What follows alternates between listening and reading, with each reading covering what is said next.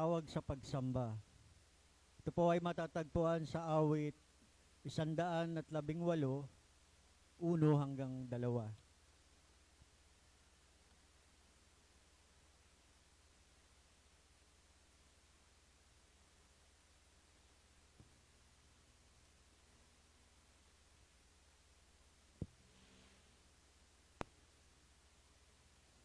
At ito po ang sinasabi, O pasalamatan ang Diyos na si Yahweh, pagkat siya'y mabuti, ang kanyang pag-ibig ay napakatatag at mananatili.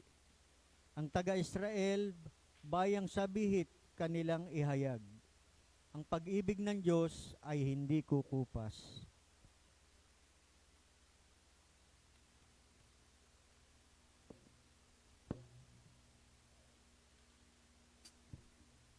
Yan. Good morning po sa ating lahat. Kuya Will, ang ina ng mic. Yan. Good morning po. Yan. Good morning, Ate Arceline. Good morning, Kuya Ben. Good morning, Ate Cora. Yan. Welcome back po. Welcome back po dito sa ating church at dito sa umagang ito. Gusto kong magkabatian po tayo at sabayan niyo po ako sa aking pag-awit ng kaibigan. Kumusta ka na? Kuya Will.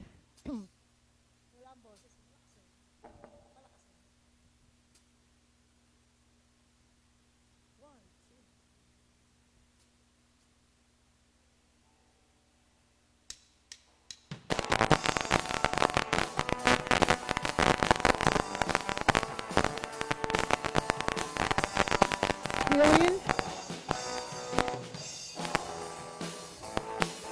Kaibigan, kumusta ka na? Kapatid sa pananampalataya, ako'y lubos na nagagalak at muli kang nakasama. Nais kong ipanalangin ang iyong mga suliranin upang sa kanyang pagbabalik madatnan niya tayong gising. Handog niya ay kapayapaan, handog niya ay kagalakan, handog niya ay kalakasan sa bawat pusong nagpapagkas. Kaya't ang awit ng papuri, awit ng pasasalamat, at ang awit na pagsamba ay para lang sa Kanya. Kaibigan, kumusta ka na? Kapatid sa pananampalataya, ako'y lubos na nagagalak at muli kang nakasama. Nais kong ipanalangin ang iyong mga suliranin upang sa kanyang pagbabalik madatnan niya tayong gising. Handog niya ay kapayapaan, handog niya ay kagalakan, handog niya ay kalakasan sa bawat pusong nagpapagal. Kaya't ang awit ng papuri, awit ng pasasalamat.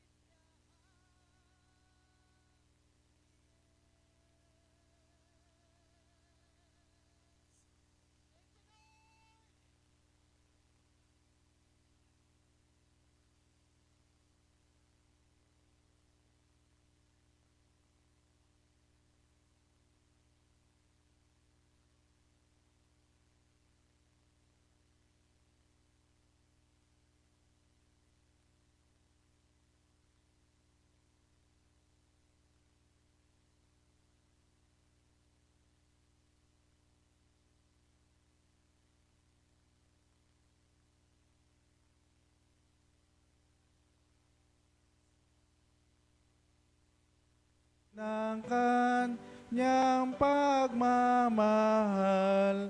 Siya'y tanggulan sa lahat ng araw at sa kaluluwan kapahingahan. Itanyag ang biyaya niya't lakas, balabal niya ang liwanag. Sasakyan niya ang kulog at kidlat, dilim at bagyo, kanya ring landas. Tangkilik niya'y di masiwalat, dala ng hangin at ng liwanag. Umaagos na mula sa itaas, taglay ang hamog at ulang banayad. Alabok na iyong likha, sa iyo lamang nagtitiwala. Gaano ngang tibay ng iyong awa, aming manunubos at manglilikha. Amen.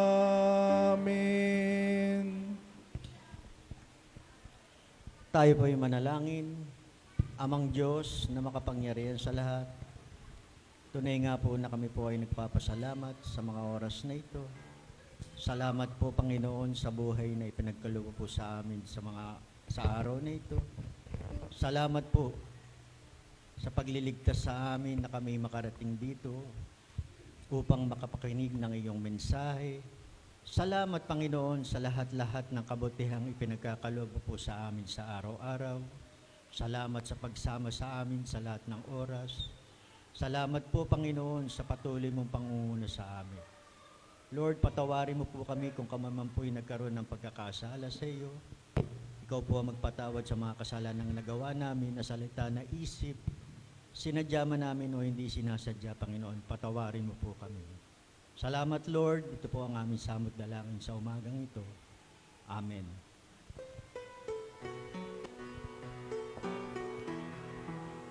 Diyos na magulang, banal ang ngalan, ang kaharian mo ay sumapit. Gawin nawa ang iyong kalooban sa lupa gaya ng sa langit. Ipagkaloob ngayon sa amin, pangaraw-araw naming pagkain. Kami may sala ay patawarin, nagpapatawad sa kapwa rin. Huwag mo kaming sa tukso'y tulutan, kundi iligtas sa kasamaan. Ang kaharian, kapangyarihan, kalwalhatian sa iyong tanan. Amen.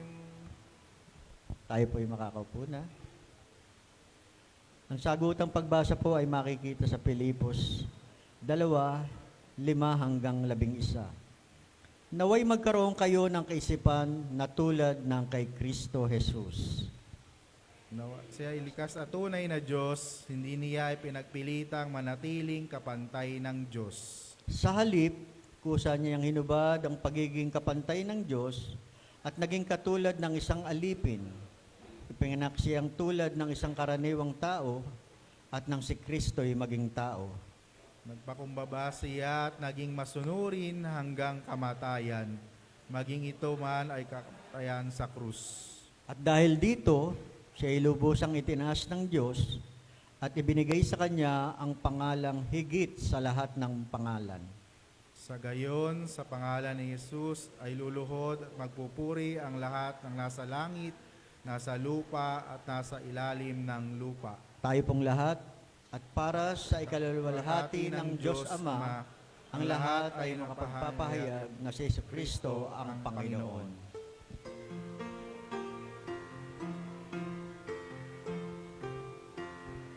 Papurihan ng Diyos at sundin siyang tunay. Papurihan ng Diyos at magkatuwaan. Lapit sa mas kalan ni Kristo, yamang sa salay, tinubos niya tayo. Amen.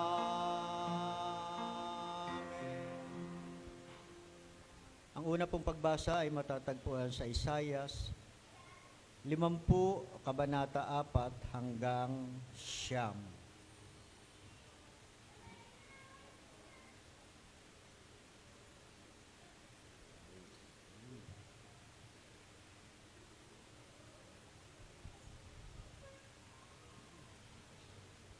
At ito po ang sinasabi, ang pagsunod ng lingkod ng Diyos. Ang makapangyarihang si Yahweh ang nagturo sa akin ang sasabihin ko para tulungan ang mahihina. Tuwing umagay, nananabik akong malaman kung ano ang ituturo niya sa akin. Binigyan niya ako ng pangunawa, hindi ako naghimagsik ni tumalikod sa Kanya. Hindi ako tumutol nang bugbugin nila ako. Hindi ako kumibo nang ako'y kanilang insultuhin. Pinabayaan ko silang bunutin ang bukot balbas. Gayon din ang lurhan nila ako sa muka. Ang mga pagdudustang ginawa nila sa akin, di ko pinapansin, pagkat makapangyarihan si Yahweh ang tumulong sa akin. Handa akong magtiis, pagkat aking batid na ang sarili ko'y di mapapahiya. Ang Diyos ay malapit at siya ang nagpapatunay na wala akong sala. May nangahas bang maghabla sa akin? Magharap kami sa hukuman at ilahad ang kanyang bintang. Si Yahweh mismo ang magtatanggol sa akin. Sino ang makapagpapatunay na ako ang may sala? Nawawalang lahat ang magbibintang sa akin, maging tila sila ulap na naparam. Ang may kakayahan po ay tumayo para sa pagbasa ng Ebanghelyo ayon kay San Marcos, Kabanata 11, talatang 1 hanggang 11. Ganito po ang sinasabi, ang matagumpay na pagpasok ni Jesus sa Jerusalem. Narating nila Jesus ang bayan ng Betpage at Betanya, malapit sa may bundok ng mga Olibo. Nang papalapit na sila sa Jerusalem, pinauna ni Jesus ang dalawa sa mga alagad at sinabi sa kanila, pumunta kayo sa susunod na nayon. Pagpasok na pagpasok, makikita ninyo ang isang batang asno na hindi pa nasasakyan ni numan. Kalagan ninyo iyon at dalhin dito. Kapag may nagtanong kung bakit ninyo kinalagan iyon, sabihin ninyo iyon ay kailangan ng Panginoon at ibabalik din niya agad. Kaya lumakad ang dalawang alagad at nakita nga nila ang batang asno sa tabi ng daan. Nakatali ito at sa may pinto ng isang bahay. Nang kinakalagan na nila ang hayop, tinanong sila sa ilang nakatayo roon, bakit ninyo kinakalagan iyan? Sumagot sila gaya ng bili ni Jesus at hinayaan na silang umalis. Dinala nila kay Jesus ang batang asno at tapos isapin sa likod nito ang kanilang mga balabal.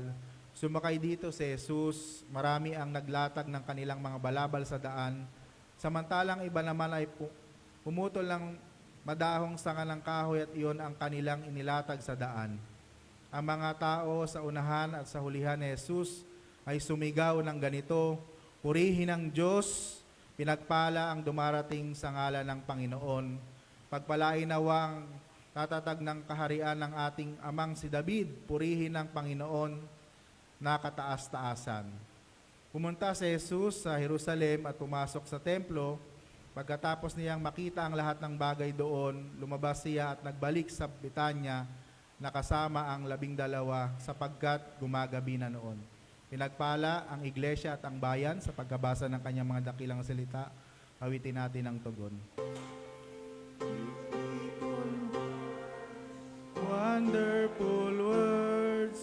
Wonderful words of life, beautiful words, wonderful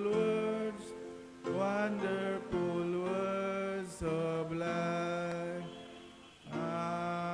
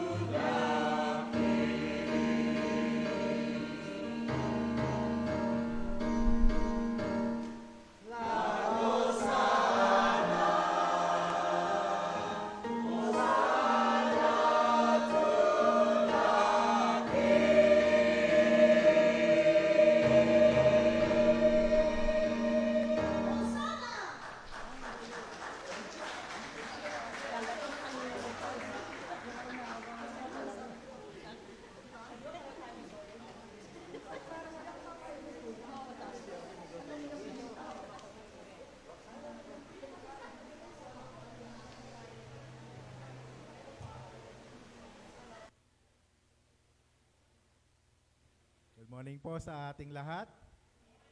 Purihin natin ang Panginoon sa umagang ito kung saan sineselebrate natin ang linggo ng Palaspas. At ito na po yung pagpasok sa ating tinatawag na Holy Week o Mahal na Araw. At wini-welcome din natin sa ating kalagitnaan si Angkay Ben, saka si Angkay Erceline from South Carolina. Palakpakan natin ang Panginoon. Salamat po sa inyong mga buhay at nakarating kayo dito ng safe at nasa mabuting kalagayan. Tama-tama, pesta yata sa Bulinaw ngayon eh. Ngayon po ay sineselebrate yung sa Guyo din po ngayon. So, purihin ang Panginoon. So, tayo po muna ay sumanting manalangin. Pinupuri ka namin at dinadakila sa aming kalagitnaan, Panginoon, dahil napakabuti mo sa bawat isa sa amin.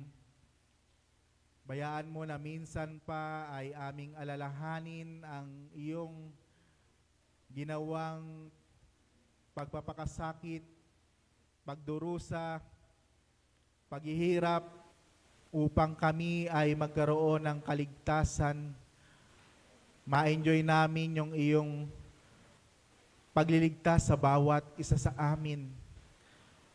Magsalita ka po sa inyong abang lingkod at nawa gamitin niyo po ko mightily in the name of Jesus upang lahat ng aking sasabihin ay tanging magmumula lamang sa iyo at magiging kalakasan, inspirasyon, katatagan ng bawat isa sa amin sa mga oras na ito. Hindi lamang yung mga naririto, kundi yung mga naaabot ng tinig na ito sa labas at maging yung mga nanonood sa FB Live. Ito po ang aming panalangin sa pangalan ni Jesus na aming Panginoon. Amen.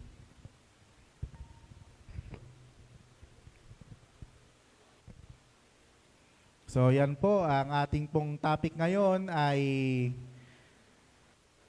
very familiar na sa bawat isa sa atin.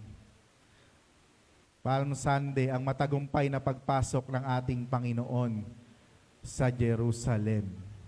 So ang pangyayaring ito, mga kapatid, ay naisulat sa 4 na account ng Ebanghelyo tungkol sa buhay ng ating Panginoon, yung kanyang huling linggo na gagawin na siya namang dahilan kung bakit siya naparito sa lupa. Upang tayo ay tubusin sa ating mga kasalanan at ipahayag yung kanyang dakilang pag-ibig sa bawat isa sa atin. Di ba? Nung sinabi ng ating Panginoong mahal niya tayo, hindi lang natapos sa salita, meron siyang ginawa upang patunayan niya yon. Bukod pa dun sa araw-araw niya tayong sinasamahan, araw-araw niya tayong iniingatan, araw-araw niya tayong pinagpapala. Di ba ito yung pinakalundo ng kanyang pagparito dito sa lupa. So balikan natin yung mga ilang pangyayari sa huling linggo ng ating Panginoon. Yan po, Palm Sunday, celebrate Jesus' triumphant entry into Jerusalem and mark the start of Holy Week, the final days, His earthly ministry. So kaya nga, maging sa kapanahonan natin ngayon, damang-dama natin yung mainit na panahon. Pero salamat sa Panginoon dahil ang Diyos ay patuloy na mabuti sa bawat isa sa atin. So si Jesus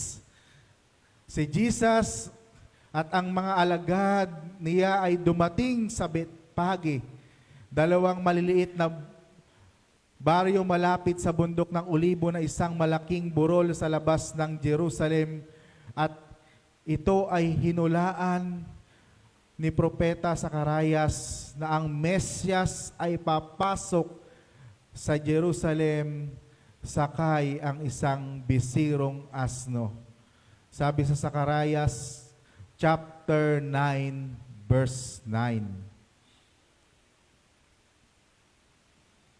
So mga kapatid, ano ang kahulugan nito para sa ating mga mananampalataya? Bakit ito napakahalaga sa bawat isa sa atin? Ano po ang mga nangyari? So, kahit na alam natin ito, sariwain po muli natin.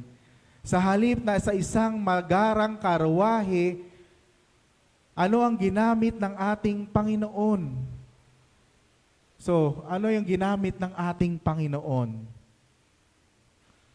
Sabi dito, para sa ating mga mananampalataya, ipinakita ni Jesus yung halimbawa ng humility o yung pagpapakumbaba, na kung saan dapat siya ay sumakay sa isang magarang karwahe bilang hari, pero ang sinakyan niya isang bisirong asno, na kung saan nagpapakita ng kanyang pagpapakumbaba. Ito rin ang nangyari sa kanyang kapanganakan, na kung saan ipinganak ang ating Panginoon sa hamak na sabsaban, at ang unang nakabatid ay ang mga pastol sa parang, na kung saan ay itinuturing na walagang halaga sa lipunan noon. At maging dito sa kanyang pagpasok sa Jerusalem, sino po yung mga nakaalam? Karamihan ay mga mahihirap at mga pangkaraniwang tao ang sumalubong sa kanyang. Mga kapatid, ano po yung humility?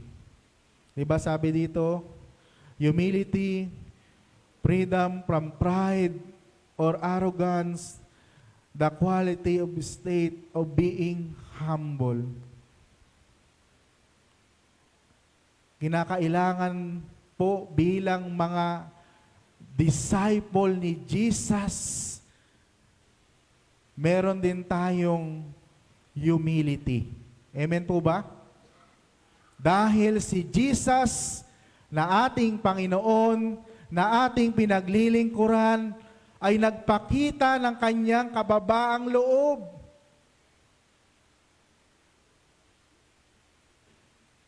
Nagpakita ng kanyang kababaang loob nung siya ay narito sa lupa. At ito naman po ay dapat nating maranasan din sa ating buhay bilang mga anak ng Diyos. Ano po ang mga ginawa ng mga tao nung kapanahunan ng ating Panginoon ay pumasok sa Jerusalem? Sila ay naglatag ng kanilang mga balabal. Inilatag nila ang kanilang mga balabal bilang tanda ng pagpapasakop sa ating Panginoon. Tayo po ba, sino po ba yung Panginoon ng ating buhay? Sino po? Si Jesus. Kung si Jesus yung Panginoon ng ating buhay, dapat lahat ng ating ginagawa ay nakakalugod at nagbibigay puri, kapurihan sa ating Panginoon. Ang iba ay naglagay ng dahong sanga ng punong kahoy sa daan bilang kapahayagan ng kagalakan at pagtatagumpay. At tinawag natin ngayong palaspas na siyang ipinagdiriwang natin ngayon. At sumigaw ang mga tao, Hosana, mapalad siya na dumaraan sa pangalan ng ating Panginoon.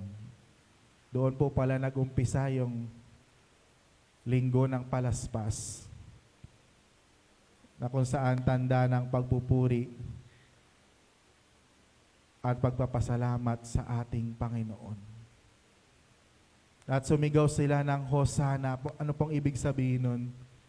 The word Hosanna came from the Hebrew word meaning save now or save as we pray. The first word of Psalm 118 verse 25 also na translated save us, and the crowd used this word as the triumphant entry was significant, especially as they save palm branches.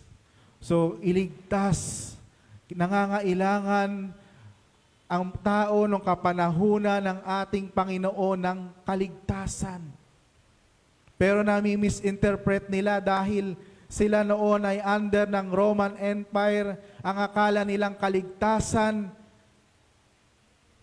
ay yung magliligtas sa kanila sa kamay ng mga Romano.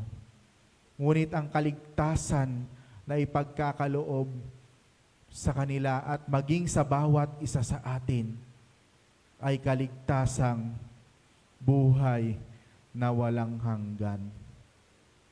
Ayon sa account ni Lucas, nagkagulo ang mga tao kaya sinabi ng ilang mga Pariseo na naroon na pigilin ni Jesus ang kanyang mga alagad, ngunit sinabi sa kanila ni Jesus, kung hindi sila iimik, ang mga bato ang sisigaw.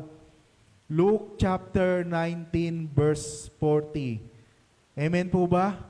Kaya po pag nandito tayo sa loob ng church, ibinibigay natin yung pinaka-the best nating pagpupuri sa Panginoon. Amen po ba? Hindi dapat kapag nandito tayo sa loob ng church para tayong Biyernes Santo lagi.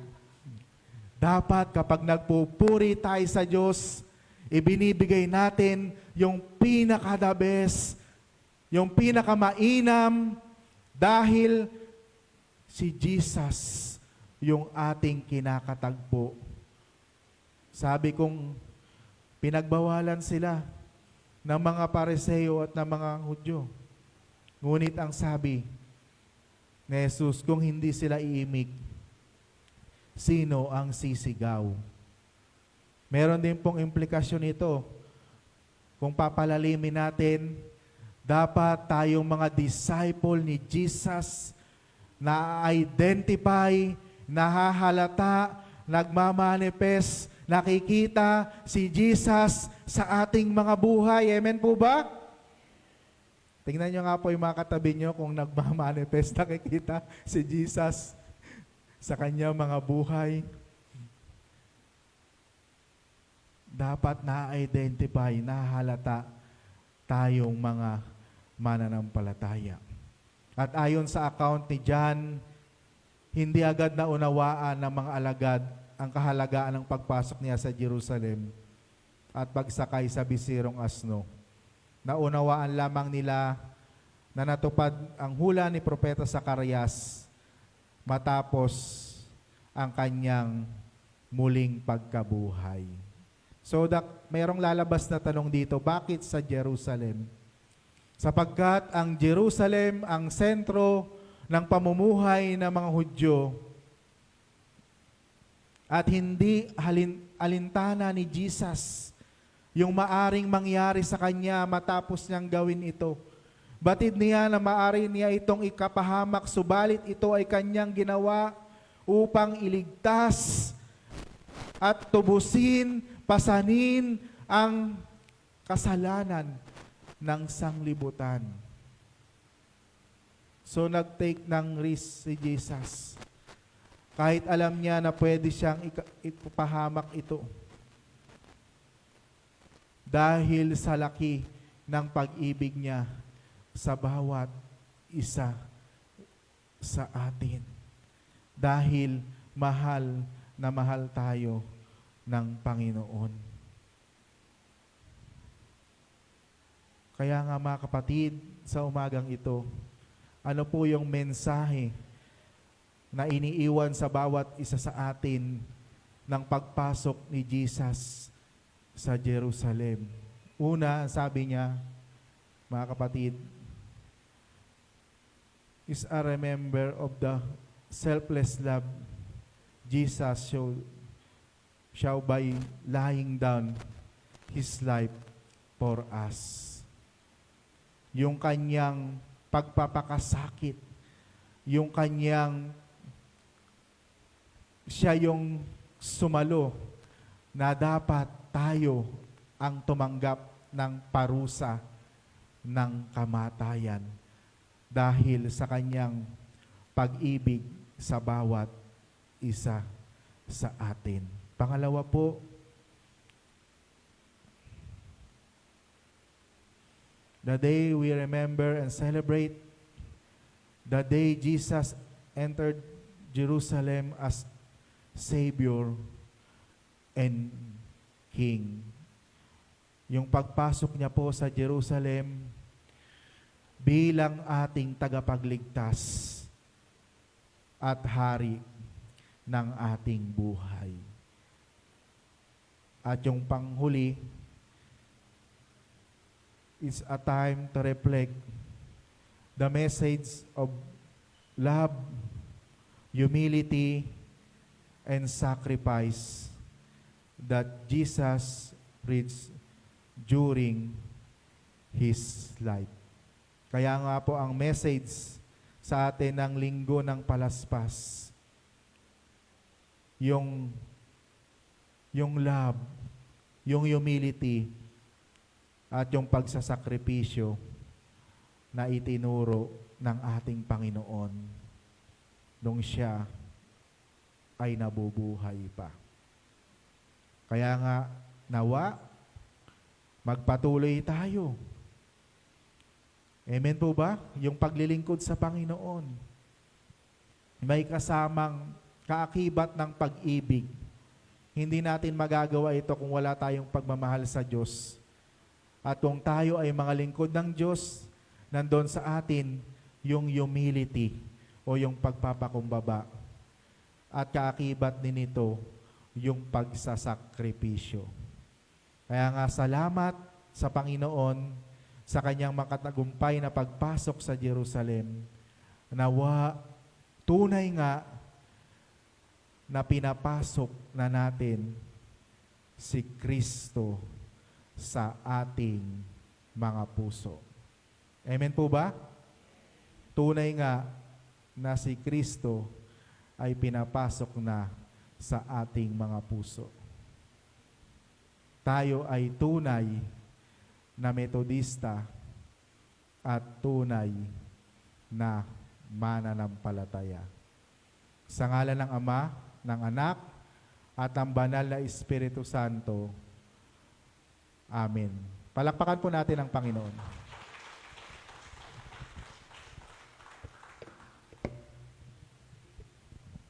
Salamat po, Pastor, sa mabiyayang mensahe. Ngayon po ay nasa panahon tayo ng paghahandog ng mga ikapu, pangako, seed at pasasalamat.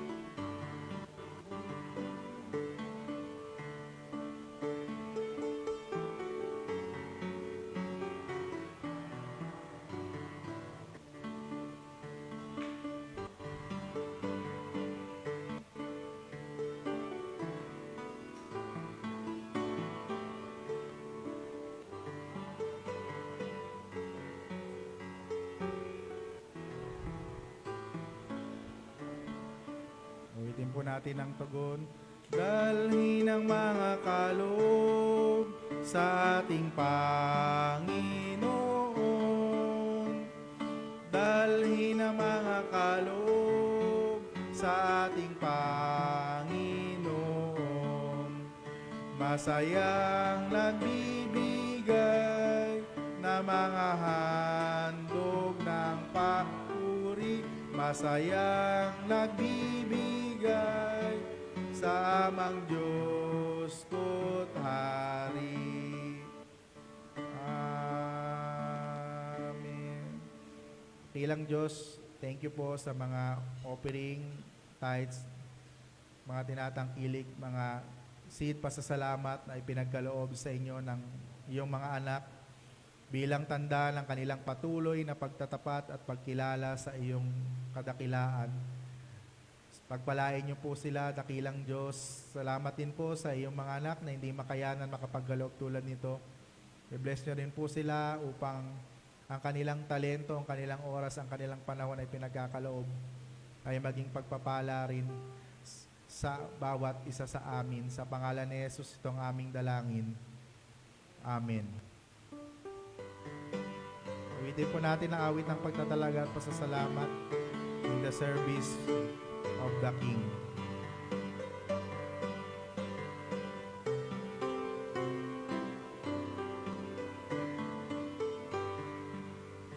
May kagalakan akong maglilingkod kay Jesus na manunubos. Puso ko'y payapat laging may lugod kung ako'y maglilingkod. Kung ako'y maglilingkod, ang buong kayahan mo, mga kayang dulot ang sa Kanya'y maglingkod. Kahit ang anino ng kamatayan, di ko nakatatakutan. Ang liwanag ng Kanyang pagmamahal, ang aking kaligtasan. Kung ako'y naglilingkod, ang buong kayahan mo, may tuwa't liwanag dulot ang Kanya'y maglingkod. Sa Kanya'y lagi akong mananahan, pagkat siya'y naaasahan.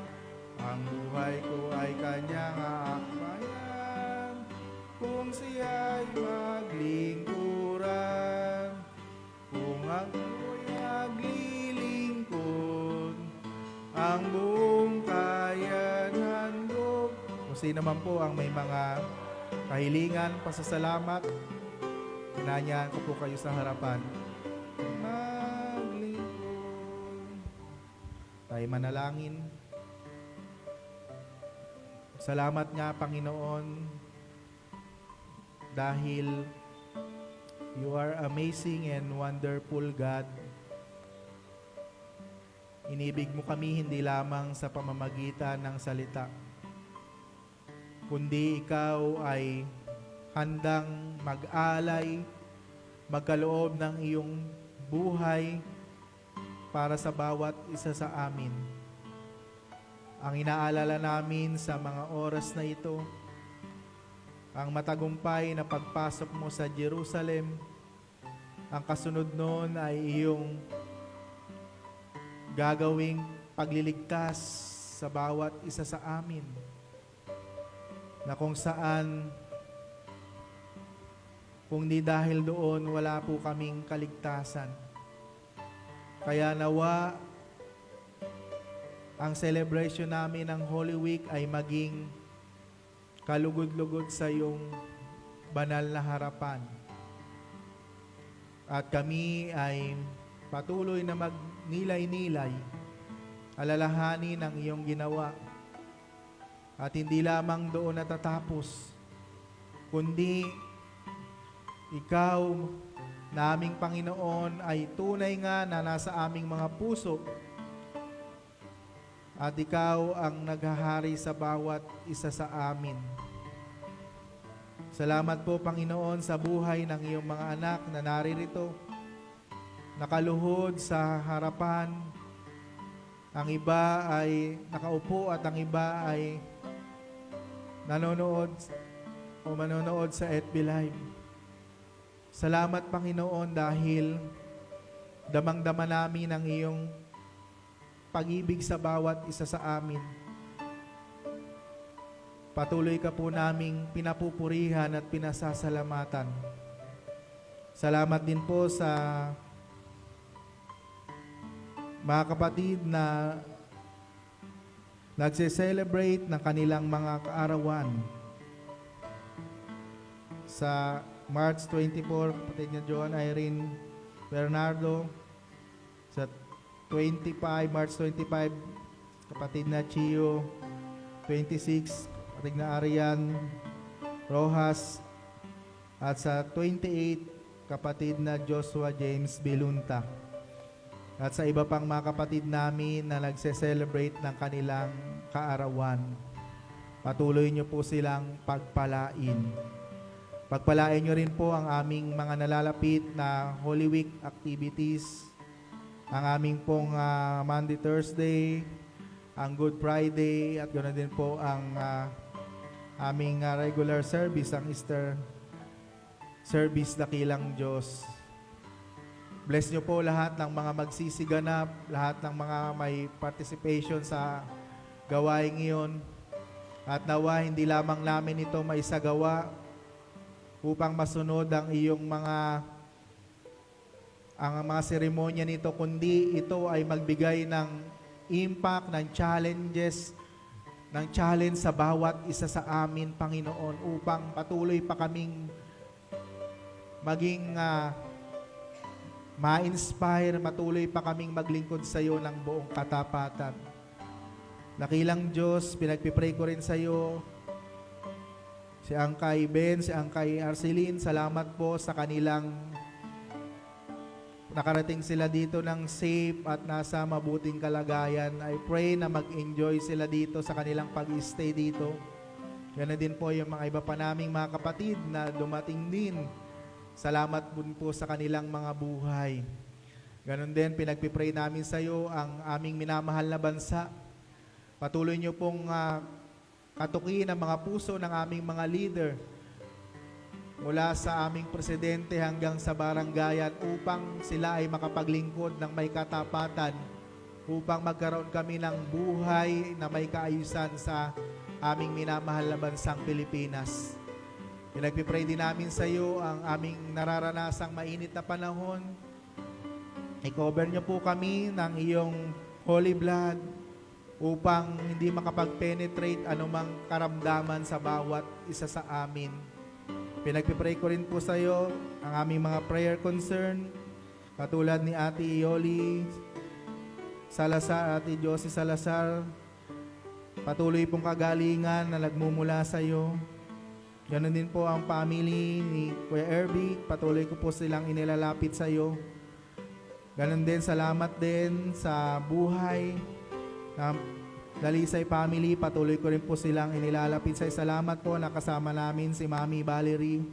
Patuloy niyo po siyang bigyan ng kalakasan na nagmumula sa iyo, at anuman pong kanya pinagpipray ay bigyan niyo rin po ng katuparan. Ganon din po kay Tito Ruben, Panginoon, patuloy na kagalingan.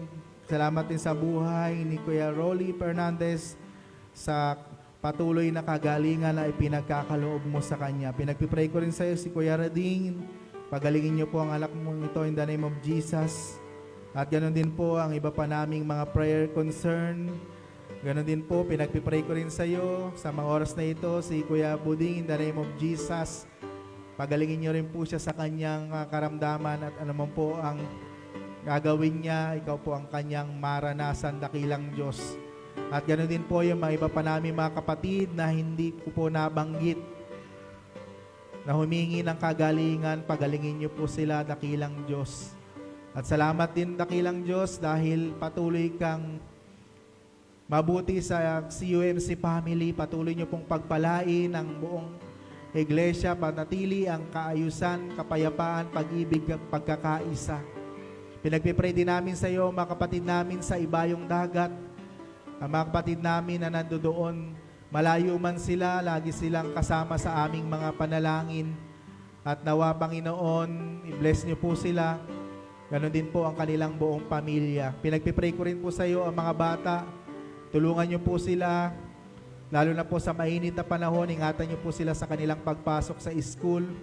Ganon din po ang mga kapatid namin na pumapasok sa tanggapan, sa opisina, sa paaralan na kanilang kinibibilangan, ingatan niyo rin po sila. At i-bless niyo rin po ang iyong mga anak na may mga negosyo, pagpalain niyo po sila.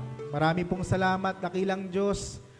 Higit sa lahat, humihingi po kami ng kapatawaran sa aming mga shortcoming upang ang lahat ng aming mga prayer ay makarating sa iyo, dakilang Diyos. Bless niyo rin po ang ministerial staff ng COMC family. Salamat po. Ang bumubuo ng konseho, Panginoon, ang bawat lay organization, ang mga kapatid namin, Panginoon, na nasa kanilang tahanan, na nanonood ng FB Live, na hindi nakuhang pumunta dito sa iba't ibang kadahilanan. Pinagpipray ko rin sila. Pinagpipray ko rin sa iyo, si Baby Yuri. Salamat din po sa kagalingan na patuloy na ipinagkakaloob mo sa kanya. Pinagpipray ko rin sa iyo ang aming community, ang mga naaabot ng munting tinig na ito. In the name of Jesus, anuman din po ang kanilang mga kahilingan, samahan nyo rin po sila pagpalain at katagpuin. Marami pong salamat. Pinagpipray ko rin sa iyo ang aming mga obispo, ang aming mga DSS, ang mga pastor at diakonesa, at lalong higit ang mga lay people na kapartner namin sa ministry. Pinagpipray ko rin sa iyo ang lahat ng mga nagsisiganap sa aming church, Panginoon. Hindi ko man mabanggit isa-isa sila. Salamat po sa kanilang mga buhay. Pagpalain niyo po sila. At nawa maging kagalakan sa kanila ang patuloy na paglilingkod ng may kagalakan. Marami pong salamat, dakilang Diyos. Ito po ang aming panalangin sa pangalan ni Jesus na aming Panginoon. Amen. Awitin po natin ng huling estropa. Buhay ko lakas ngayon ihahandog kay Jesus na mananako. Nais kong siya'y dulutan ng lugod sa aking paglilingkod. Kung ako'y naglilingkod, ang buong kaya'y handog, may tuwa't biyayang dulot, kanya maglingkod. Amen. Sige po, tanggapin po natin ang benediction. At ngayon, tanggapin natin ang pagpapala ng ating Amang sumasalangit, ang pag-ibig at pag-iingat ng ating Panginoong Hesukristo, ang pakikipisan, kaaliwan, tanglaw, katalinuhan, kayamanan ng Banal na Espiritu. Hindi lamang tayong naririto, kundi maging ang mga nasa labas at nasa Live. Sa ngalan ng Ama, ng Anak, at ng Banal na Espiritu Santo. Amen. Amen. Amen.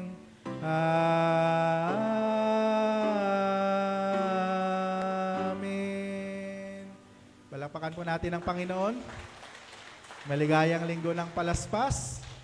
Narito po ang mga pahayag at malasakit ng ating iglesia. Muli, wini-welcome po natin si Angkay Ben, si Angkay Arceline. Salamat po sa inyong mga buhay at nakarating po kayo dito ng safe at nasa mabuting kalagayan. Ang ating pong magsisiganap sa susunod na linggo, ang March 31, ang ating pong speaker, ang inyong lingkod, ang tagapanguna po si Ate May Andalisay. Ang ating pong worship steward para sa ating Monday, Thursday, ang ating pong tagapanguna si Kuya Jonathan, ang inyong linggo po, ang preacher. Sa 7 last word po, ang ating pong tagapanguna si Ate Babes Dalisay. Ang oras po ng ating Communion at hugas paa sa Huwebes po ay alas 4 po ng hapon dito po sa ating church. Ang ating pong 7 last word ay alas 9 po ng umaga. At ang ating pong Easter Sunday, 9:30 po ng umaga. Batiin po natin ang mga kapatid natin na nagse-celebrate ng kanilang mga birthday. March 24, kapatid na Joanna Irene Bernardo. March 25, kapatid na Chio Real. At sa 26, kapatid na Arlene Rojas. At sa 28, kapatid na Joshua James Belunta. Awitan po natin sila. Happy birthday to you. Happy birthday to you. Happy birthday, happy birthday. Happy birthday to you. So, happy birthday po sa inyo. At ganoon din po, ang ating mga gawain ay pansamantala pong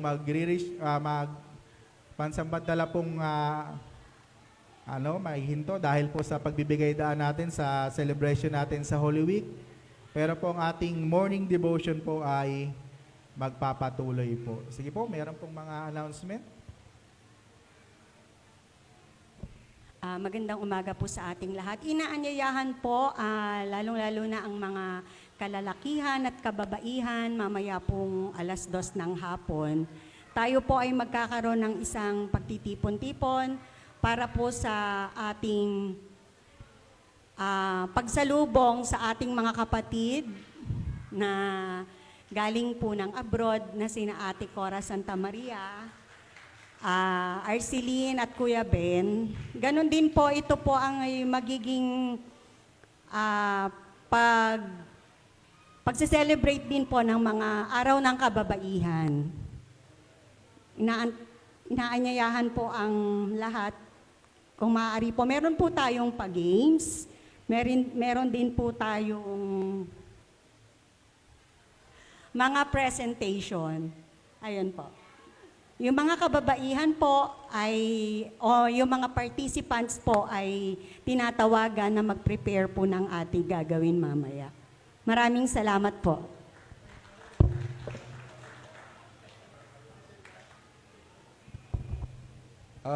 Good morning po. Ang anniversary committee po ay magmi-meeting sa Sunday after the Easter service. Kailangan po natin representatives ng bawat organization, lalo na yung mga kabataan, mga kalalakihan at mga nagagandahang kababaihan. Sige, mga nagugwapuhang kalalakihan na rin para pantay. Doon po natin, kasi yung anniversary natin is sa Mayo. So, ibig sabihin, meron na lang tayong roughly 1.5 months para maghanda. At magkita-kita po tayo mamayang alas 2 para sa activity ng mga kababaihan. Salamat po.